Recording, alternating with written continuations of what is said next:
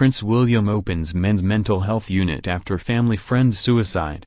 11 years ago, one of Britain's most well-connected families was rocked to the core when their son shot himself dead. Popular James Wentworth-Stanley had shown few signs anything was wrong when he decided to end his life aged just 21. His parents are sure he didn't want to die but was another young man who felt unable to discuss his mental health.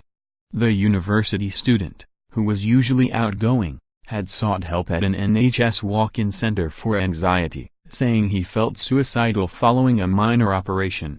He was sent to NE as a priority for the equivalent of having a toothache. James was there for hours and eventually walked out. 3 days later he took his gun from a safe at his father's farm and shot himself, to the bewilderment of all who knew him. His mother Claire Milford Haven said, "James had so much to live for.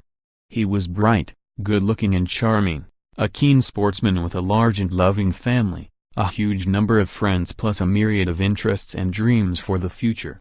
Claire and James's father Nick Wentworth-Stanley were determined something positive should come out of the tragedy and have set up a centre for men experiencing suicidal crisis in Liverpool. It was opened by Prince William today, who has championed a greater understanding of mental health issues.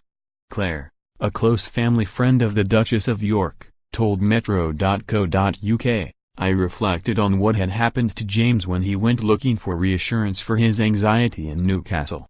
It became very clear that there was nowhere that would have given him the urgent help he needed.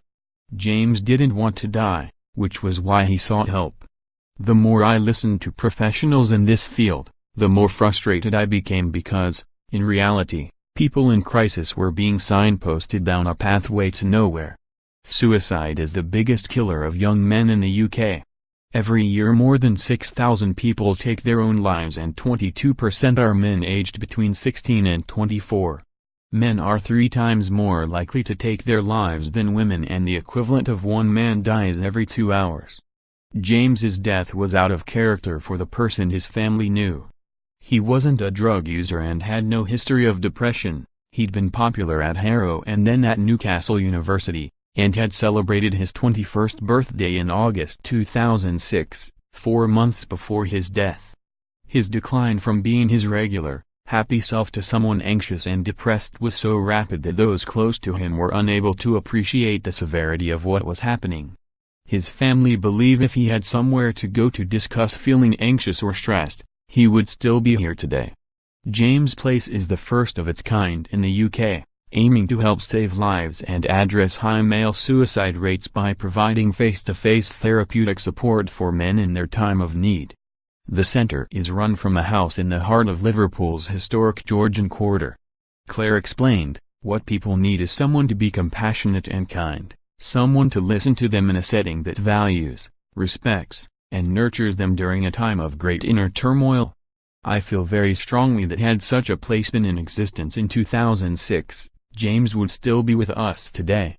We need to talk more about mental health because it affects 1 in 4 people and mental health problems are the leading cause of absence from work in the UK.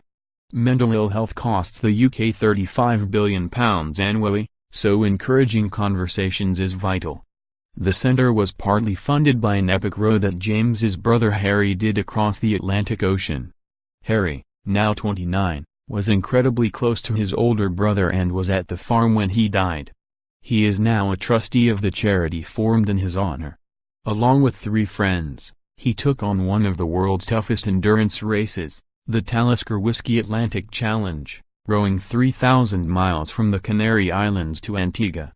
The group managed to raise £600,000. If the centre is a success, they hope to open other places across the UK, especially in university towns and cities. James, Harry and their younger sister Louisa grew up as part of a happily blended family.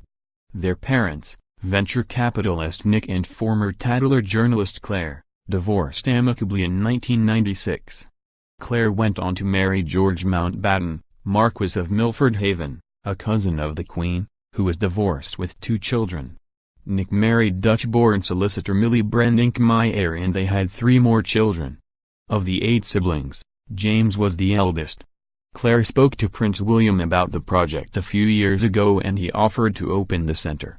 She added, with his involvement in mental health and suicide prevention through Heads Together, he has a great understanding of these issues and the necessity to provide extra services outside of the statutory sector which, as we know, is already stretched to the limit. For emotional support you can call the Samaritans 24-hour helpline on 116 123, email joe@samaritans.org, visit a Samaritans branch in person or go to the Samaritans website.